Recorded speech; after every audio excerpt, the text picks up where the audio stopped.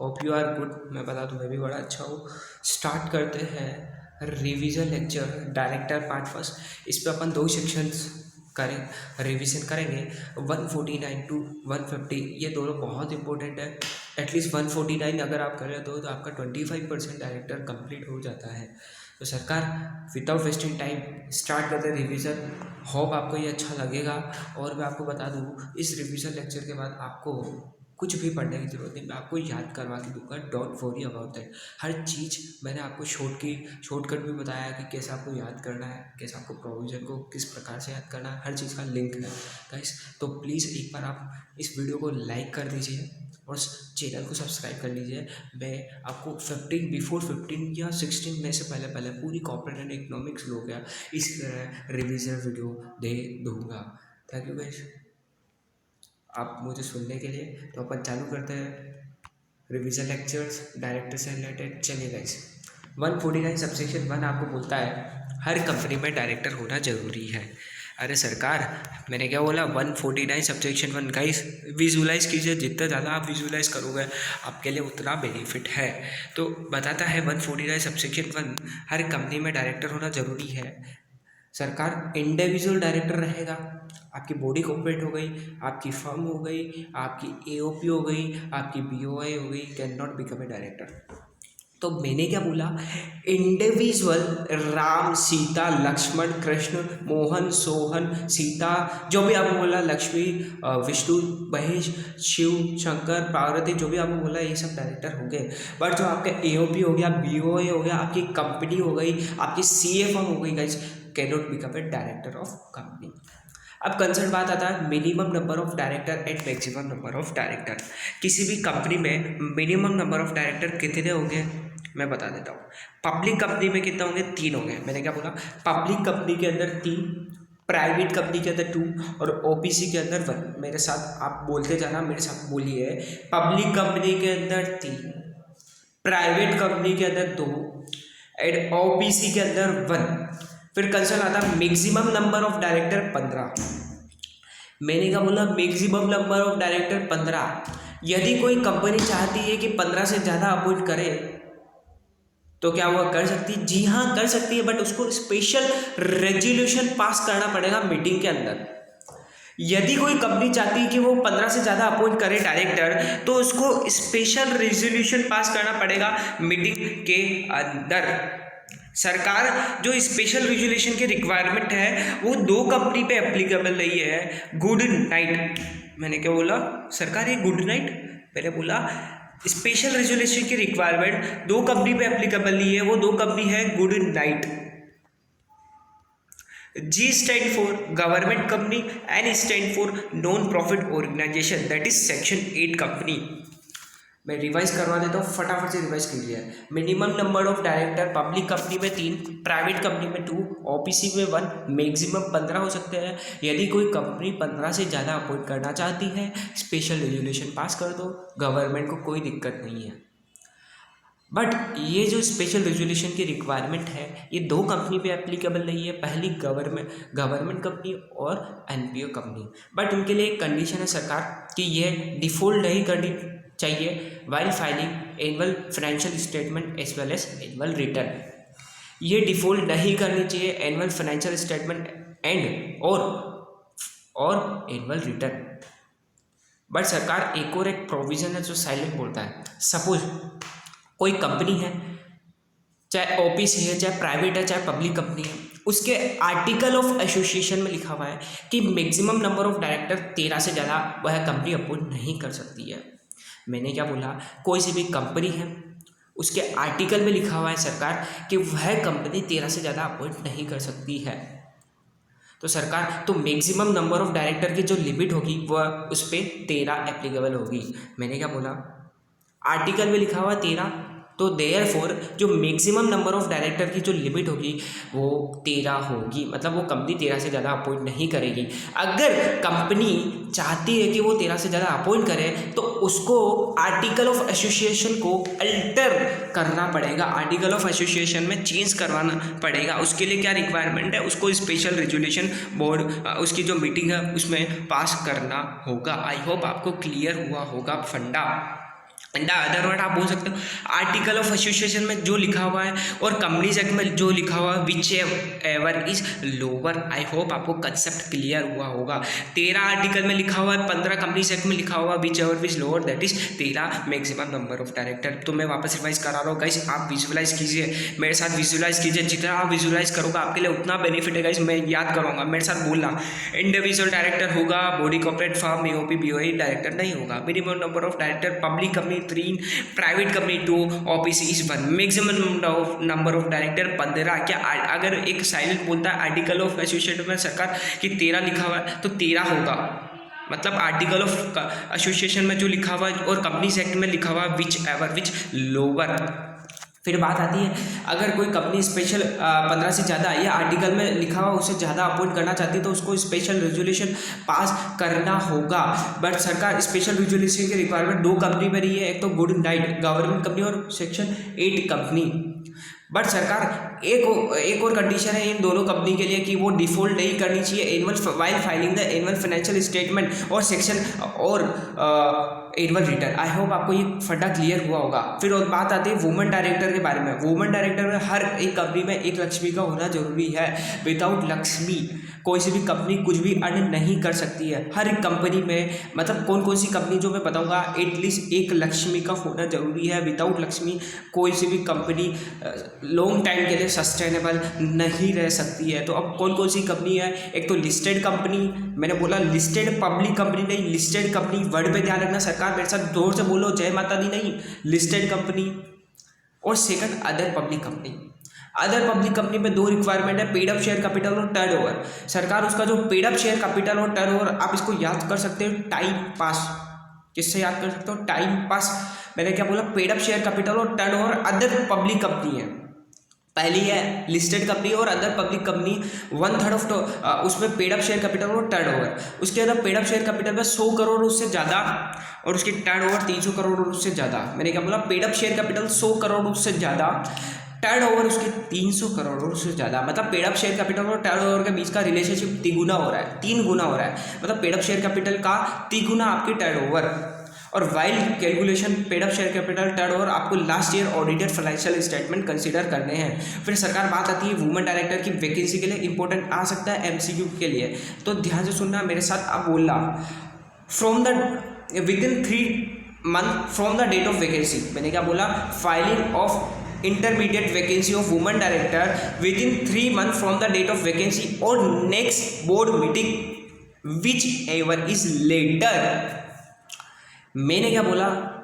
अगर कहीं से भी कंपनी में वैकेंसी आ जाती है वुमेन डायरेक्टर की तो कैसे फाइल करेंगे? Within 3 month from the date of vacancy और next board meeting next BM और 3 month from the date of vacancy which later. फिर बात आती है कंसर्न का, बात करते हैं रेसिडेंट डायरेक्टर में। हर कंपनी में एक रेसिडेंट डायरेक्टर होना चाहिए वो during the current financial year 182 दिन और उससे ज़्यादा इंडिया में रह चुका है सरकार। आई होप आपको क्लियर हुआ होगा। मैं बता देता हूँ, वापस रिवाइज करा देता हूँ, विजुअलाइज कर लीजिए सर। यहाँ तक जो पढ़ा वो वापस।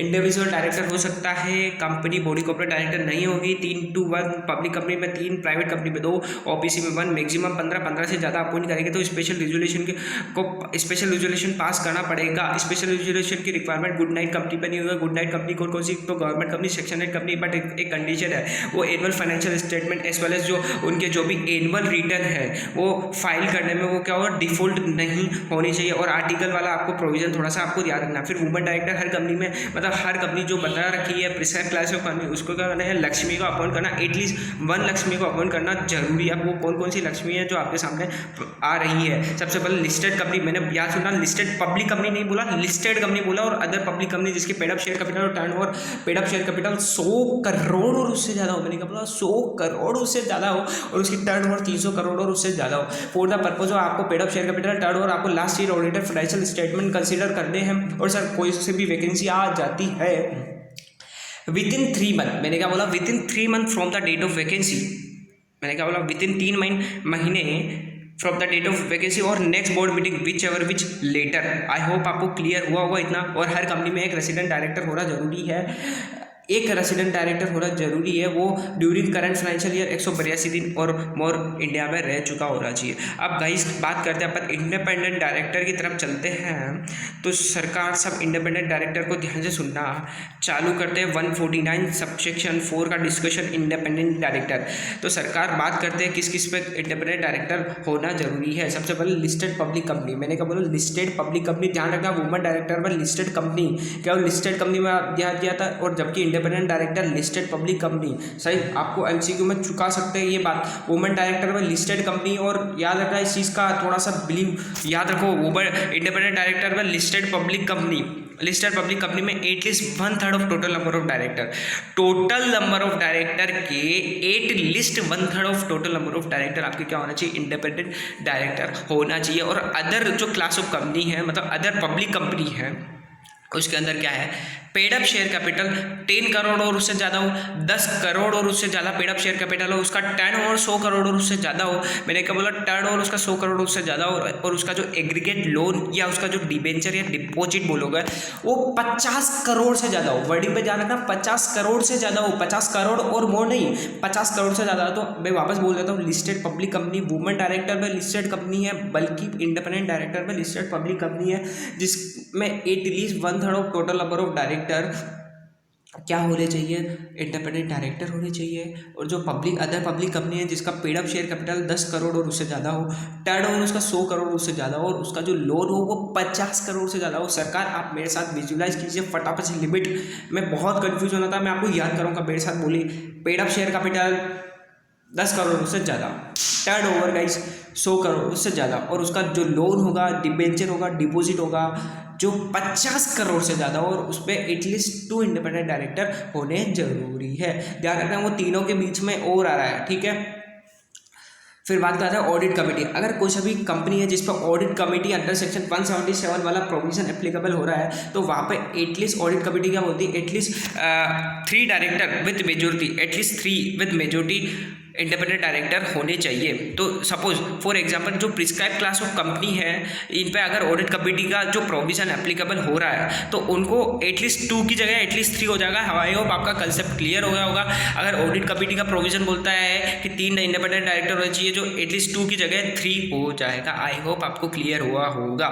फिर बात आती है, अगर कोई सी भी कंपनी, ये जो सारी कंडीशन है कि किस किस पे एप्लीकेबल है, वो कंटिन्यूसली 3 साल तक फुलफिल नहीं कर पाती है, तो नेक्स्ट 4 ईयर से, जो 4th ईयर है, उसको इंडिपेंडेंट डायरेक्टर अपॉइंट करने की ज़रूरत नहीं है। मैंने क्या बोला, ध्यान से सुनना, कंटिन्यू पीरियड 3 साल तक के कंटिन्यू पीरियड में ये जो सारी कंडीशन है वो फुलफिल नहीं कर पाती है, जो 4th ईयर से है, 4th ईयर से इंडिपेंडेंट डायरेक्टर अपॉइंट करने की ज़रूरत नहीं है। और सरकार 3 ऐसी कंपनीज है जिसको इंडिपेंडेंट डायरेक्टर अपॉइंट करने की जरूरत नहीं है। कौन कौन सी, ZWD, इसको याद करोगे, ZWD, मेरे साथ बोलो ZWD, Jindal show limited company है, जो स्टील का प्लांट है, स्टील कंपनी है, उससे आप उसका शॉर्ट फॉर्म है ZWD, मतलब जॉइंट वेंचर कंपनी बोलो गाइस, जॉइंट वेंचर, वोली ओन सब्सिडरी और डोरमेंट कंपनी। मैंने क्या बोला, डोरमेंट कंपनी, वोली ओन सब्सिडरी और जॉइंट वेंचर। आई होप आपको ये कंसेप्ट क्लियर हुआ होगा। तो अपन रिवाइज कर देते हैं फटाफट से। लिस्टेड पब्लिक कंपनी याद रखना थोड़ा सा, at least 1/3 of total number of director, prescribe class of company में पब्लिक अदर पब्लिक कंपनी में paid up share capital 10 crore से ज़्यादा हो, टर्न ओवर 100 करोड़ से ज़्यादा हो, और एग्रीगेट लोन 50 करोड़ से ज़्यादा हो। मेरे साथ वापस रिवाइज करोगे, बोलो एक बार, paid up share capital 10 crore से ज़्यादा, टर्न ओवर 100 करोड़ से ज़्यादा, और उसका जो एग्रीगेट लोन होने चाहिए वो 50 करोड़ से ज़्यादा, और एटलीस्ट 2 होने चाहिए। ऑडिट कमेटी में 3 चाहिए, तो वो 2 की जगह 3 हो जाएगा। 3 साल तक अगर कोई कंडीशन फुलफिल नहीं होती तो नेक्स्ट 4th ईयर से वो क्या हो जाएगा, इंडिपेंडेंट डायरेक्टर अपॉइंट करने की जरूरत नहीं होगी। और सरकार ये सेक्शन किस किस पे एप्लीकेबल होगा, ZWD। आई होप आपको कॉन्सेप्ट क्लियर हुआ होगा गाइस। इससे अच्छा रिवीजन लेक्चर आपको कहीं पर भी नहीं मिलेगा, आपको गाइस याद करवा के दूंगा, डोंट वरी अबाउट दैट। इस अपन फिर बात करते हैं 149 सबसेक्शन 6, कौन कौन इंडिपेंडेंट डायरेक्टर अपॉइंट होंगे। ध्यान रखना, इंडिपेंडेंट डायरेक्टर उस कंपनी का MD नहीं होना चाहिए, होल टाइम डायरेक्टर नहीं होना चाहिए, और नॉमिनी डायरेक्टर नहीं होना चाहिए। मैंने क्या बोला, इंडिपेंडेंट डायरेक्टर होगा, बट सरकार MD मतलब मैनेजिंग डायरेक्टर नहीं होना चाहिए, होल टाइम डायरेक्टर नहीं होना चाहिए, नॉमिनी डायरेक्टर नहीं होना चाहिए। इन द अदर वर्ड जो इंडिपेंडेंट डायरेक्टर का मतलब क्या होता है, बाहर का जो आदमी होता है, बाहर का आदमी, ये याद रखना, बाहर का आदमी। फुल टाइम डायरेक्टर आपके अंदर के आदमी रहते हैं, अंदर के कंपनी के अंदर के पर्सन होते हैं। मैनेजिंग डायरेक्टर आपके अंदर के पर्सन होते हैं। जो नॉमिनी डायरेक्टर होते हैं वो भी आपके अंदर के पर्सन होने चाहिए। मैंने क्या बोला, इंडिपेंडेंट डायरेक्टर 3 पर्सन नहीं होने चाहिए, एमडी, डब्ल्यूटीडी और एनडी, मतलब आप नॉमिनी डायरेक्टर का वो अपॉइंट नहीं होने चाहिए। और who fulfil the following criteria, वो फुलफिल करे फॉलोइंग क्राइटेरिया। सरकार 2 मिनट पानी पी लीजिए, वापस मैं आता हूँ रिविजन के लिए। कौन कौन डायरेक्टर होगा वो अपन डिस्कस कर रहे थे। तो मैंने बोला आपको who can become a independent director. सबसे पहले इन रिलेशन टू है कंपनी, एक ऐसा डायरेक्टर जो एमडी नहीं होना चाहिए, वोल टाइम डायरेक्टर नहीं होना चाहिए और नॉमिनी डायरेक्टर नहीं होना चाहिए, और वो फुलफिल करे। उसके 6 क्लोज है, जो आपको 6 क्लोज भी याद कराऊंगा, डोंट वरी अबाउट इट। पहला क्लोज ओपिनियन है बोर्ड का। मैंने क्या बोला, who is opinion of the board, person के पास पर्टिकुलर रिलेवेंट एक्सपीरियंस और एक्सपर्टाइज है कुछ कंपनी लॉ से रिलेटेड मैटर के। मैंने क्या बोला, बोर्ड का ओपिनियन है कि जो पर्सन इंडिपेंडेंट डायरेक्टर बनना चाहता है उसके पास रिलेवेंट एक्सपीरियंस है, एक्सपर्टाइज है। आई होप आपको क्लियर हुआ होगा। किसका है, मेरा नहीं गाइस, बोर्ड का ओपिनियन है, क्योंकि बोर्ड अपॉइंट करता है ना इंडिपेंडेंट डायरेक्टर को। तो बोर्ड का ओपिनियन है कि पर्सन को रिलेवेंट एक्सपीरियंस है और एक्सपर्टाइज है। ठीक है गाइस। सेकंड कंडीशन, हु और was not a promoter of the company. ध्यान से सुनना, मैं कभी भी कंपनी बोला तो कंपनी के अंदर holding company, subsidiary company, associate company, आपको ऑलरेडी एज्यूम करना है कि कंपनी बोला मतलब कंपनी के बाद आपका होल्डिंग हो गया, सब्सिडरी हो गया, और आपका जो जस्ट अ मिनट आपका होल्डिंग हो गया, आपका सब्सिडरी हो गया, और आपका होल्डिंग हो गया, आपका सब्सिडरी हो गया, और आपका एसोसिएट हो गया। कंपनी में जब भी मैं आपको कंपनी का एक्सप्लेन करूं तो ध्यान रखना, उसके अंदर आपको होल्डिंग कंसीडर करना है, सब्सिडरी करना है और एसोसिएट करना है। तो पहली कंडीशन, ओपिनियन है बोर्ड का, उसके पास रिलेवेंट एक्सपीरियंस और एक्सपर्टाइज है। सेकेंड कंडीशन का पहला क्लोज, हु इज और who not a promoter of the company or its holding subsidiary और associate, वह मालिक नहीं होना चाहिए कंपनी का, उसकी होल्डिंग का, उसकी सब्सिडरी का, उसकी एसोसिएट का। दूसरा क्लोज, जो दूसरा क्लोज का बी क्लोज वाला, वो है रिलेटेड नहीं होना चाहिए प्रमोटर का और डायरेक्टर का, जो क्या हो कंपनी का, कंपनी के होल्डिंग के या सब्सिडरी और एसोसिएट के डायरेक्टर हो या प्रमोटर हो। मैंने क्या बोला, वह रिलेटेड नहीं होना चाहिए कंपनी के या उसकी होल्डिंग के, उसके सब्सिडरी के, उसके एसोसिएट के डायरेक्टर या प्रमोटर के। समझ गया। पहली कंडीशन ओपिनियन है बोर्ड का, उसके पास रिलेवेंट एक्सपीरियंस और एक्सपर्टाइज है। सेकंड कंडीशन आपके पास आ रही है कि वह मालिक नहीं होना चाहिए कंपनी का, और कंपनी की जितनी भी जो रिलेटेड पार्टी है, आपकी होल्डिंग हो गई, सब्सिडरी हो गई, एसोसिएट हो गई। मैंने बोला कंपनी में बार बार वर्ड यूज़ नहीं करूँ, अब मैं कंपनी ही वर्ड यूज़ करूँगा, मैं होल्डिंग, सब्सिडरी, एसोसिएट यूज़ नहीं करूँगा। आपको एज्यूम करना पड़ेगा जहाँ मैंने कंपनी वर्ड यूज़ किया है वहाँ पे होल्डिंग, सब्सिडरी और एसोसिएट भी कंसिडर माना जाना चाहिए इस पर्टिकुलर सेक्शन के लिए। ठीक है। और वह कंपनी के डायरेक्टर और प्रमोटर का रिलेटेड नहीं होना चाहिए। आई होप आपको क्लियर हुआ होगा। थर्ड क्लोज आपको क्या बोलता है, प्यूरिटी रिलेशनशिप नहीं होना चाहिए कंपनी के साथ। मैंने क्या बोला, मैं आपको समझाऊंगा, डोंट वरी अबाउट दैट। आप पहले बेसिक चीज़ पढ़िए। पिक्यूलरी रिलेशनशिप नहीं होना चाहिए। पिक्यूलरी रिलेशनशिप का मतलब not at arm length price, मतलब आर्म लेंथ प्राइस पे नहीं होती है वो transaction, not at arm length price. उसका पिक्यूलरी रिलेशनशिप नहीं होना चाहिए कंपनी के साथ। मैंने क्या बोला, कंपनी के साथ उसका पिक्यूलरी रिलेशनशिप नहीं होना चाहिए कंपनी के साथ, एज वेल एज उनके जो डायरेक्टर है और प्रमोटर के साथ। अब पिक्यूलरी रिलेशनशिप में आपको 3 चीज़ कंसिडर नहीं करनी है। इधर पिक्यूलरी रिलेशनशिप में आपको 3 चीज़ इंक्लूड नहीं करनी है। सबसे पहले जो भी डायरेक्टर को जो सीटिंग फीस मिलती है वो कंसिडर नहीं करनी है। और जो भी रिम्बर्समेंट जो आने जाने का भाड़ा होता है, खाने का खर्चा होता है डायरेक्टर का, वो कंसिडर नहीं करना है। और जो भी प्रॉफिट रिलेटेड कमीशन होंगे जो भी मेंबर्स ने अप्रूव किए हैं वो कंसिडर नहीं करना। तो मेरे साथ आपको पहले याद किया पिक्यूलरी रिलेशनशिप के अंदर का मतलब क्या होता है, नोट 8 आर्म लेंथ प्राइस। मैंने क्या बोला, नोट 8 आर्म लेंथ प्राइस। समझ में आपको मीनिंग। उसके बाद आपको ये दूसरी चीज़ पकड़नी है कि पिक्यूलरी रिलेशनशिप में क्या क्या आपको कंसीडर नहीं करना है। जो भी उसको सीटिंग फीस मिलती है, सेकंड जो भी उसको रीइंबर्समेंट जो आने जाने का भाड़ा है या उसके खाने का खर्चा है वो नहीं इंक्लूड होना चाहिए। और थर्ड जो प्रॉफिट रिलेटेड कमीशन है, मैंने क्या बोला, प्रॉफिट रिलेटेड कमीशन जो अप्रूव किया है मेंबर्स ने वो आपको इंक्लूड नहीं करना। होप आपको यहाँ तक समझ में आया होगा। मैं वापस रिवाइज करता हूँ, इंपॉर्टेंट क्लोज है, थोड़ा बहुत कन्फ्यूजन इसमें रहता है जनरली। पिक्यूलरी रिलेशनशिप का मतलब होता है note 8 arm length price. Note 8 arm length price मतलब जो कंपनी के ऑर्डिनरी कोर्स ऑफ बिजनेस पे ट्रांजेक्शन नहीं होती है। बट पिक्यूलरी रिलेशनशिप में आपको 3 चीज़ कंसिडर नहीं करनी है। मेरे साथ जोर से बोलो, sitting fees, reimbursement of expenses और profit related commission. I hope आपको इतना क्लियर हुआ होगा। अब ध्यान रखना, जो भी पर्सन इंडिपेंडेंट डायरेक्टर बनना चाहता है उसका पिक्यूलरी रिलेशनशिप नहीं होना चाहिए कंपनी के साथ, उनके डायरेक्टर के साथ, उनके प्रमोटर के साथ और उनके भी ड्यूरिंग 2 प्रीसीडिंग फाइनेंशियल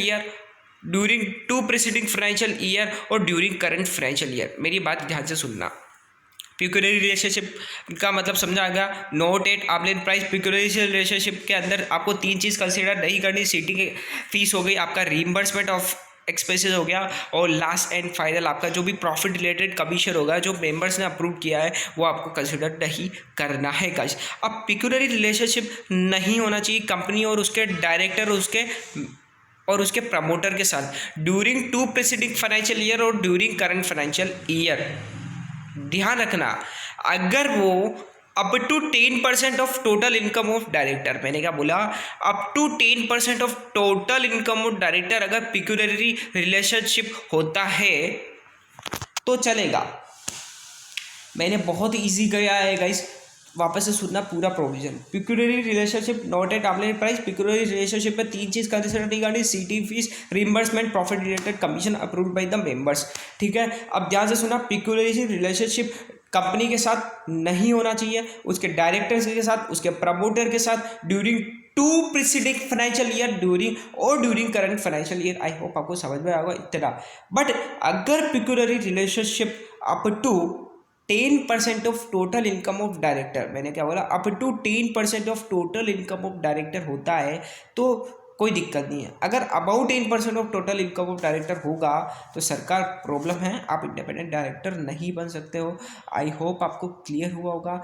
जो भी ये 149 सबसेक्शन 6 जो 6 अभी अपन ने क्लोज डिस्कस किया, ये गवर्नमेंट कंपनी पे अप्लाई नहीं होगा। मैंने क्या बोला, ये गवर्नमेंट कंपनी पे अप्लाई नहीं होगा।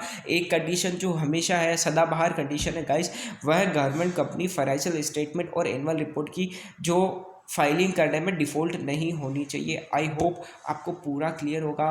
पहला ओपिनियन बोर्ड का कि उसको रिलेवेंट एक्सपीरियंस और एक्सपर्टाइज है पर्टिकुलर फील्ड में। सेकंड, प्रमोटर नहीं होना चाहिए कंपनी का, रिलेटेड नहीं होना चाहिए प्रमोटर और director of the company. Third condition, उसकी जो ट्रांजेक्शन आती है तो पहला बोर्ड का ओपिनियन, सेकंड प्रमोटर नहीं होना चाहिए मालिक, और थर्ड वो ट्रांजेक्शन, फोर्थ उसका रिलेटेड के बारे में बात करेगा, और फिफ्थ जो बात करेगा रिलेटेड और उसके दोनों के कंबाइन में याद करेगा। आई होप आपको 5 क्लोज याद हुए होंगे। शॉर्टकट ये है, पहला तो बोर्ड का ओपिनियन है जो उसको अपॉइंट कर रहा है, सेकंड उसके बारे में, मतलब वो कंपनी का मालिक नहीं है, थर्ड उसकी ट्रांजेक्शन के बारे में, फोर्थ उसके रिलेटेड पर्सन के बारे में, फिफ्थ रिलेटेड प्लस उसके खुद के बारे में। आई होप वापस मैं बता देता हूँ। पहला बोर्ड के बारे में जो उसको अपॉइंट करेगा, सेकंड प्रमोटर के उसके खुद के बारे में, थर्ड उसकी ट्रांजैक्शन के बारे में, फोर्थ उसके रिलेटिव के बारे में, और फिफ्थ रिलेटिव प्लस उसके खुद के बारे में। आई होप इतना आपको याद हो गया होगा, क्लोज भी याद हो गए होंगे। आई होप यहाँ तक जहाँ तक पढ़ा है। फोर्थ क्लोज का पहला पॉइंट, मैंने क्या बोला, फोर्थ क्लोज का पहला पॉइंट ध्यान से सुनना। जो भी पर्सन जो इंडिपेंडेंट डायरेक्टर होगा उसका जो रिलेटिव है वो उस कंपनी में उसकी होल्डिंग पे, उसकी सब्सिडरी पे और उसकी एसोसिएट पे सिक्योरिटी या इंटरेस्ट होल्ड ना करे during two current financial year और ड्यूरिंग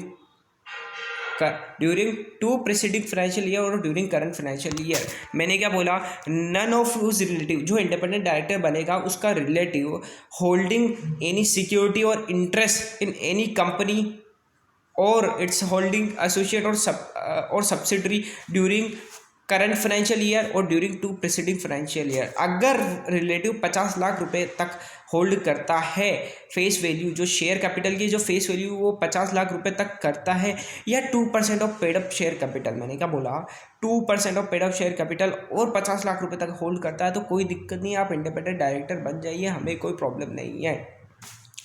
मैंने क्या बोला, अगर इंडिपेंडेंट डायरेक्टर है, उसका रिलेटिव कहीं पे सिक्योरिटी होल्ड करता है किसी भी कंपनी में, उसकी एसोसिएट, उसकी होल्डिंग, उसकी सब्सिडी पे during two current financial year और ड्यूरिंग करंट फाइनेंशियल ईयर, तो सरकार वो इंडिपेंडेंट डायरेक्टर नहीं बन पाएगा। अगर बट कंडीशन ये है, अगर वो 50 लाख तक करता है या 2% of paid up share capital, ध्यान सुनना, 50 लाख आपको क्या कंसीडर करना है, फेस वैल्यू, मैंने क्या बोला, कंपनी के जो शेयर कैपिटल की जो फेस वैल्यू है, अगर 50 लाख तक करेगा कोई दिक्कत नहीं, सिर्फ 50 लाख, मैंने क्या बोला 50 लाख और 2% of paid up share capital.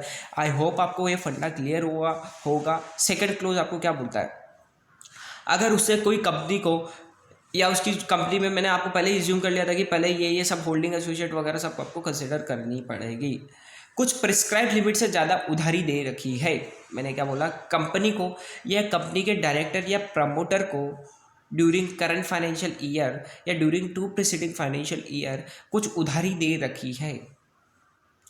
मैंने क्या बोला, आपको कुछ उधारी दे रखी है कंपनी को या कंपनी के प्रमोटर को या कंपनी के प्रमोटर या उसके डायरेक्टर को। ध्यान रखना, कहीं इन्वेस्टमेंट की बात होती है तो क्या कोई पर्सन, उसका रिलेटिव क्या प्रमोटर पे इन्वेस्टमेंट करेगा क्या, कोई डायरेक्टर पे तो इन्वेस्टमेंट नहीं करेगा ना, या तो सरकार वहाँ पे ध्यान रखना, डायरेक्टर और प्रमोटर नहीं आया। याद कराने का तरीका मैं बता रहा हूँ, वापस लिंक कराऊंगा। मैंने क्या बोला, किसी रिलेटिव को इन्वेस्ट करना है पैसा, तो क्या डायरेक्टर पे इन्वेस्ट करेगा क्या प्रमोटर पे इन्वेस्ट करेगा क्या, नहीं ना, उधारी तो दे सकता है ना गाइस, इसलिए यहाँ पे डायरेक्टर और प्रमोटर भी आया। आई होप आपको ये क्लियर होगा, याद हुआ होगा। मैं वापस लिंक कर रहा हूँ, ध्यान से सुनना, क्या वो इन्वेस्टमेंट क्या डायरेक्टर पे इन्वेस्टमेंट करेगा क्या, डायरेक्टर या कंपनी, क्या प्रमोटर क्या कंपनी, क्या नहीं ना गाइस, उधारी तो दे सकता है ना, वो पैसा तो उधार दे सकता है ना डायरेक्टर को या उसके प्रमोटर को। तो सरकार यहाँ पे ऊपर देखना, याद रखना, डायरेक्टर और प्रमोटर नहीं आया, और यहाँ पे डायरेक्टर और प्रमोटर आया है during two current financial, during two preceding financial year और during current financial year. I hope आपको समझ में आया होगा। इससे ज़्यादा गाइस आपको इससे बेटर कोई याद नहीं करवा सकता। मैं आपको लिंक भी कराऊंगा हर सेक्शन का, विद इन 3 आवर्स मैं आपको पूरा कंप्लीट रिवाइज कराऊंगा बहुत अच्छे से, इतना अच्छे से याद हो जाएगा ना गाइस, 90% मेरी गारंटी कि आपको याद हो जाएगा, मोर देन 90%। बट सरकार बस आपको सुनना है और आपको समझना है और विजुलाइज करते जाना। मैं आपको डोंट वरी अबाउट इट, याद कराने की जिम्मेदारी मेरी आपको। वो सरकार गारंटी देता है, उधारी ली है कंपनी ने, उसके अगेंस्ट में गारंटी देता है। उधारी ली है या तो किसी थर्ड पर्सन ने कंपनी के बिहाफ पे, या कंपनी ने उधारी ली है, और वो क्या प्रोवाइड कराता है, सिक्योरिटी प्रोवाइड कराता है या गारंटी देता है। वही जो अपन ने पढ़ा है, गारंटी देता है कंपनी को या उसके प्रमोटर को, डायरेक्टर को during two preceding financial year और ड्यूरिंग करंट फाइनेंशियल ईयर। ध्यान से सुनना, रिलेटिव अगर पिक्यूरियरी रिलेशनशिप करता है कंपनी के साथ, उसकी होल्डिंग के साथ, एसोसिएट के साथ, सब्सिडरी के साथ, 2% और मोर ऑफ ग्रॉस टर्नओवर और टोटल इनकम, वेदर कंबाइन और एग्रीगेट, मैंने क्या बोला, उसका रिलेटिव है, ध्यान से सुना, पिक्यूरियरी रिलेशनशिप करता है up to 2% of gross turnover, मतलब जो ग्रॉस टर्नओवर उस कंपनी की कंसिडर करेंगे, यार समझ में आपको, gross turnover of the company की कंसिडर करेंगे और टोटल इनकम अप टू 2% और मोर, तो सरकार वो इंडिपेंडेंट डायरेक्टर नहीं बनेगा। अगर 2% से बिलो करो कोई दिक्कत नहीं, इंडिपेंडेंट डायरेक्टर बनो। मैं वापस विजुलाइज करवाता हूँ पूरा सेक्शन आपको, don't worry about that.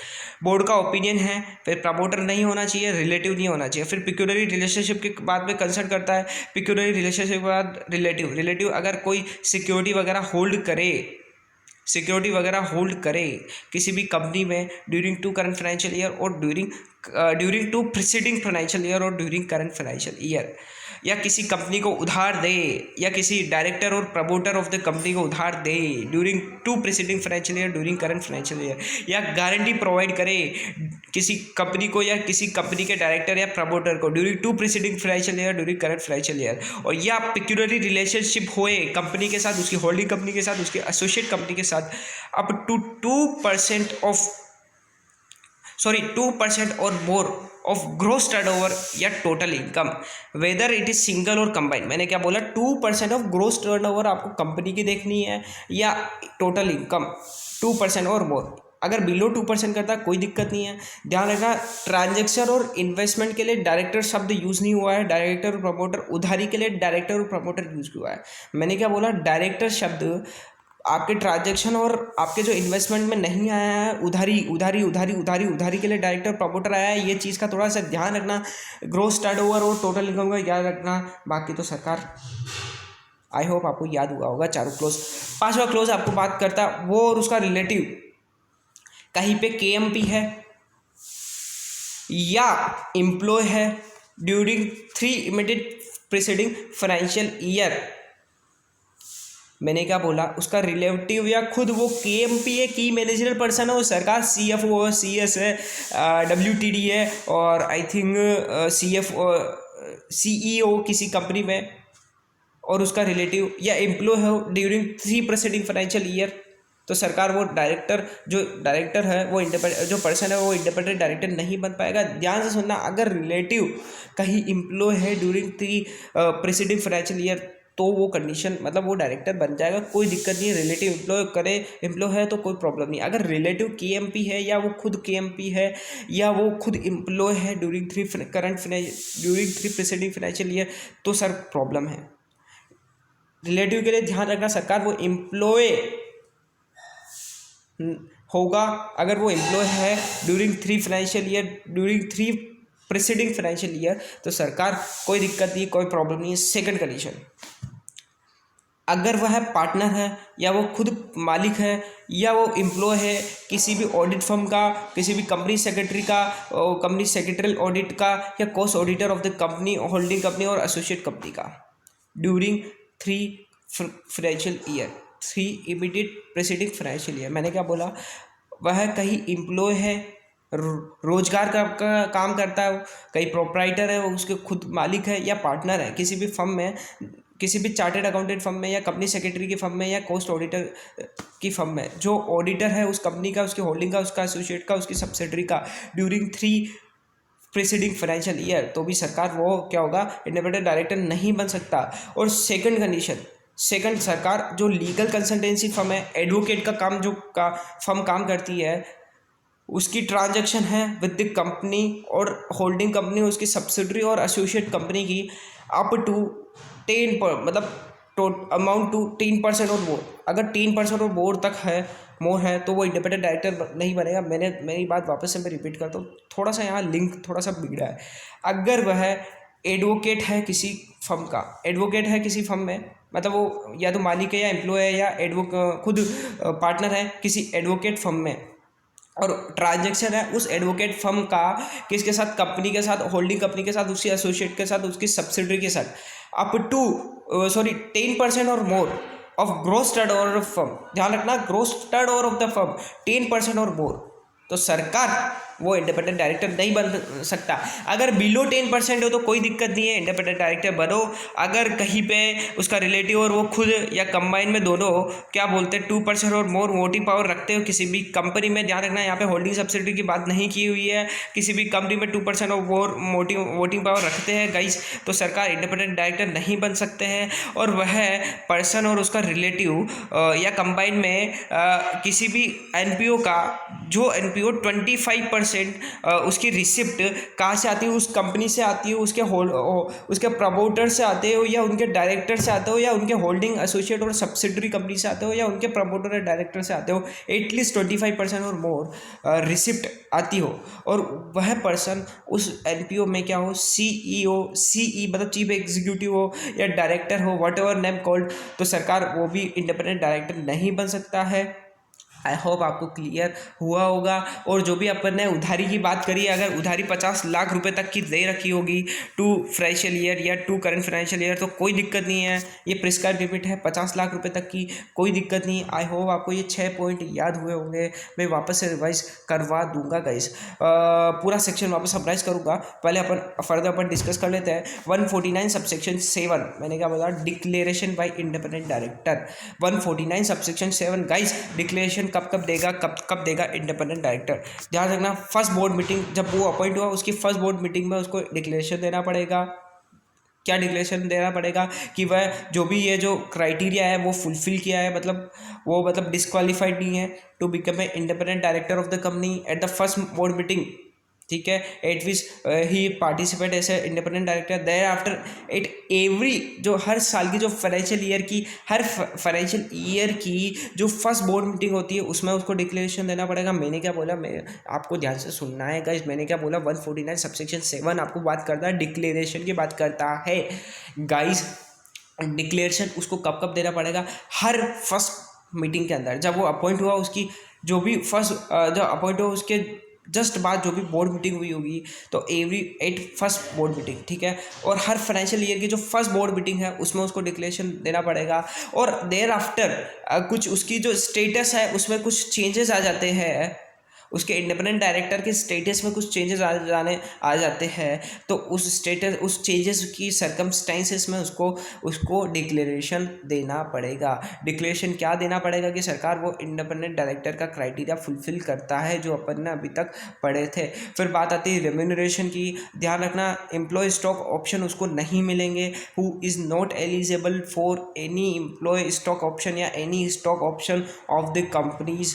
But उसको सरकार 3 चीज़ मिलेगी, फीस, जो भी सीटिंग फीस है, और जो भी आपके रीइंबर्समेंट ऑफ एक्सपेंसेस हो गए, और प्रॉफिट रिलेटेड कमीशन जो अपन ने पिक्यूनरी रिलेशनशिप में इतना डिस्कस किया था, तो मैं ज़्यादा इसको याद करवाने की कोशिश नहीं करूँगा। मैंने क्या बोला, स्टॉक ऑप्शन उसको नहीं मिलेंगे, जो भी उसकी सीटिंग फीस मिलेगी, जो भी आने जाने का भाड़ा और उसको जो भी प्रॉफिट रिलेटेड कमीशन होगा वो उसको मिलेंगे। फिर बात आती है, उससे पहले अपन एक बार वापस डिक्लेरेशन वाला याद करा दीजिए। फर्स्ट बोर्ड मीटिंग जब भी उस जो अपॉइंट हुआ उसके जस्ट बाद जो भी बोर्ड मीटिंग होती है उसको डिक्लेरेशन देना पड़ेगा, और हर फाइनेंशियल ईयर की फर्स्ट बोर्ड मीटिंग में उसको डिक्लेरेशन देना पड़ेगा। और थर्ड जो उसके स्टेटस पे अफेक्ट करता है, उसका स्टेटस कहीं चेंज हो रहा है तो उसको डिक्लेरेशन देना पड़ेगा। क्या डिक्लेरेशन देना पड़ेगा कि वह जो भी इंडिपेंडेंट डायरेक्टर का क्राइटेरिया वो फुलफिल करता है। सरकार फिर बात करते हैं टेन्योर की। जैसे अपन ने CA इंटर में पढ़ा था, या अपन ने CA फाइनल के ऑडिट में पढ़ा था, कंपनी ऑडिट के अंदर, कि ऑडिटर कितने साल तक अपॉइंट करना पड़ेगा कौन कौन सी कंपनी में। वैसे ही इसका भी इंडिपेंडेंट डायरेक्टर का टेन्योर अपन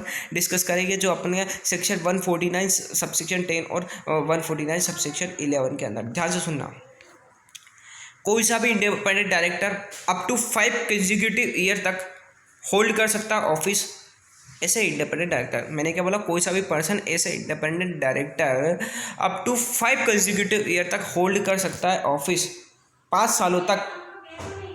ठीक है गाइस, अप टू 5 ईयर। ध्यान सुनना, आफ्टर 5 ईयर अगर उसको वापस रीअपॉइंट करना है ऐसे इंडिपेंडेंट डायरेक्टर तो स्पेशल रेजोल्यूशन की रिक्वायरमेंट है गाइस। उसको रीअपॉइंट करेंगे after 5 year guys, after 5 year मतलब 5 साल तक तो हो गया, 5 साल बाद उसको वापस रीअपॉइंट करेंगे तो स्पेशल रेजोल्यूशन पास करना जरूरी है। ध्यान से सुनना, अगर वो रीअपॉइंट हुआ है after 5 year but before expiry of 10 year, मतलब जो वापस वह कंसेक्यूटिव 5 सालों के लिए फर्दर वह बन सकता। वापस मैं रिवर्स कर रहा हूँ, सॉरी फॉर दैट, थोड़ा सा लिंक टूटा उसके लिए। मैंने क्या बोला, 149 सबसेक्शन 10 और 11 अपन टेन्योर के बारे में डिस्कस करते हैं। तो अप टू 5 कंसेक्यूटिव ईयर तक वो क्या बनेगा, इंडिपेंडेंट डायरेक्टर बन सकता है कोई सा भी पर्सन किसी भी कंपनी का। जो समझ में आया। फिर सेकंड याद रखना, आफ्टर 5 साल के बाद अगर उसको वापस रीअपॉइंट करेंगे उसी पर्सन को ऐसे इंडिपेंडेंट डायरेक्टर तो स्पेशल रेजोल्यूशन की रिक्वायरमेंट है।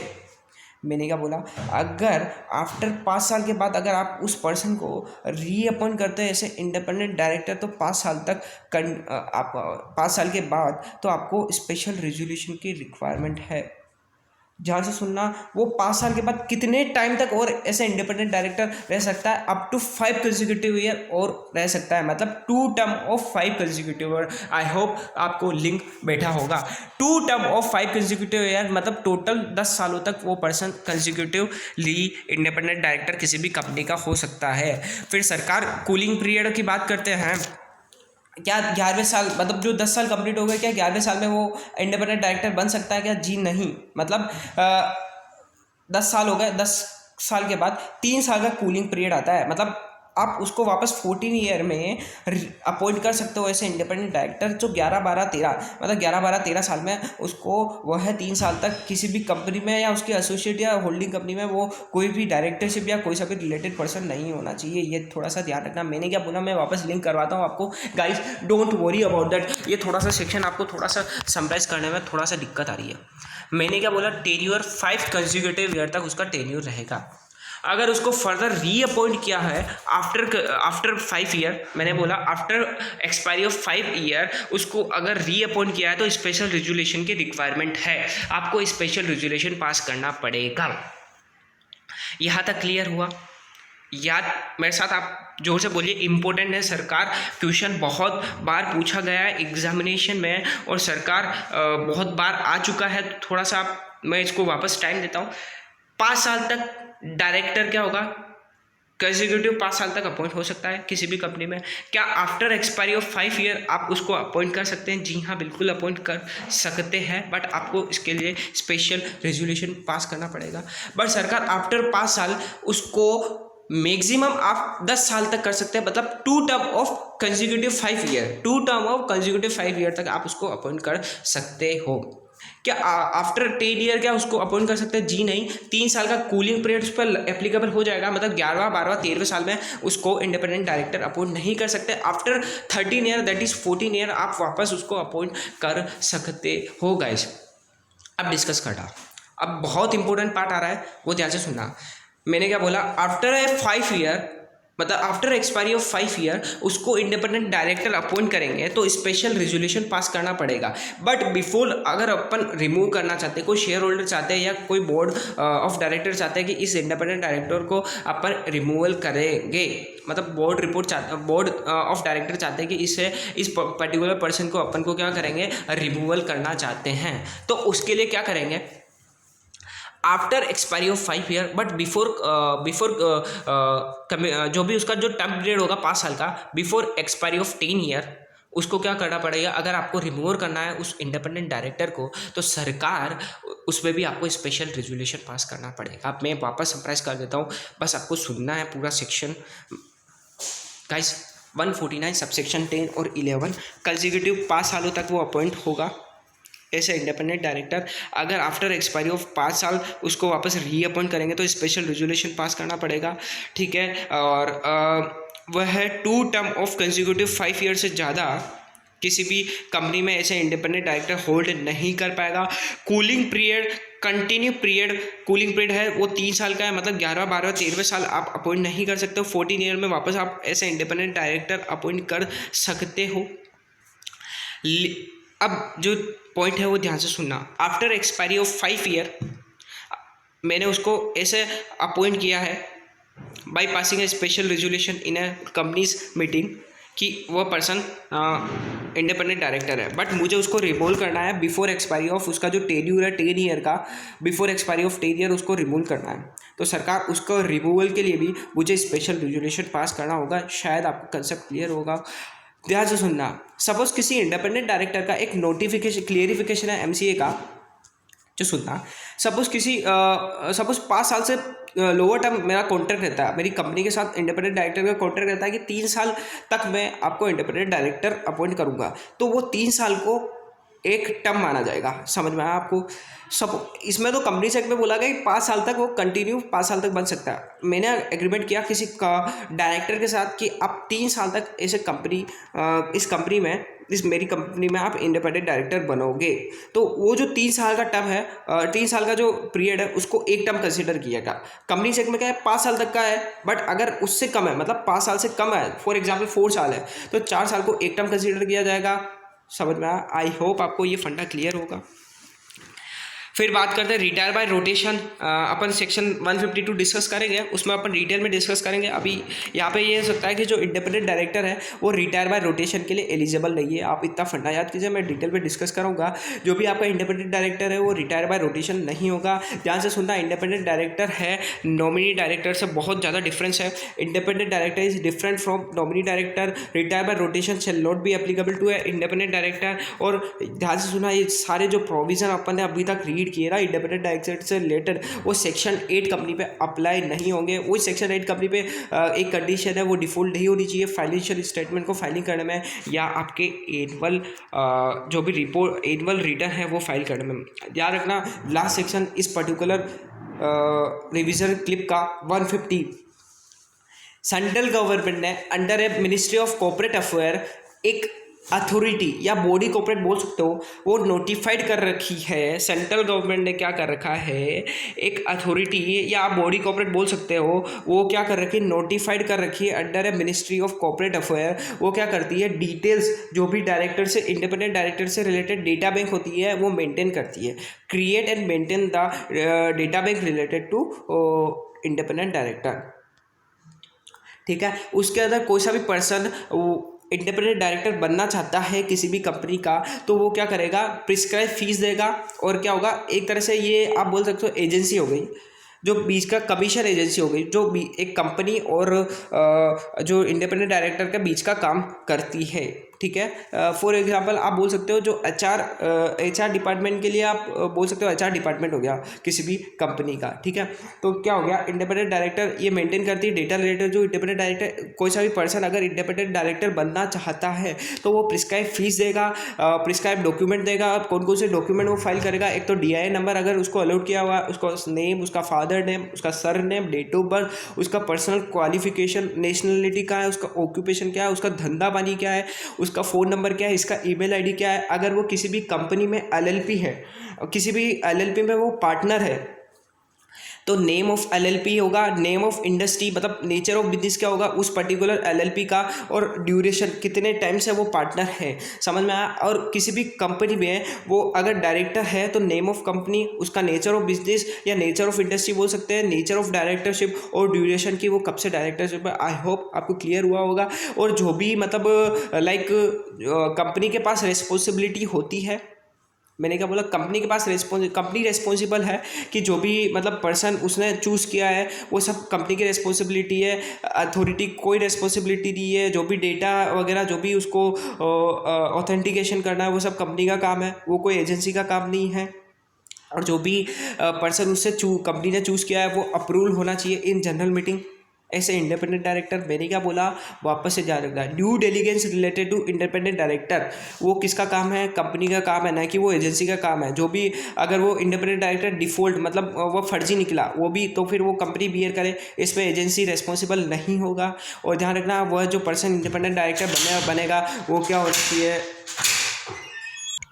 एक छोटा सा पॉइंट रह गया था बीच में, 149 subsection 12 liability of independent director. ध्यान से सुनना, एक इंडिपेंडेंट डायरेक्टर होगा या आपके जो नॉन एग्जीक्यूटिव डायरेक्टर होगा, मैंने क्या बोला, इंडिपेंडेंट डायरेक्टर, और जो अभी आपके नॉन एग्जीक्यूटिव डायरेक्टर है, नॉट बीइंग ए प्रमोटर और KMP, वह प्रमोटर या की मैनेजर पर्सन। जब अपन जो रेम्यूनरेशन ऑफ जो मैनेजर पर्सन के चैप्टर में अपन डिस्कस करेंगे, KMP का मतलब क्या होता है, डेफिनेशन जनरल में आपको बता देता हूँ। जो शी शब्द से स्टार्ट होता है, CS हो गए, कंपनी के CFO हो गए, CEO हो गए और WTD हो गए, वो आपके जनरली क्या होता है, KMP होते हैं।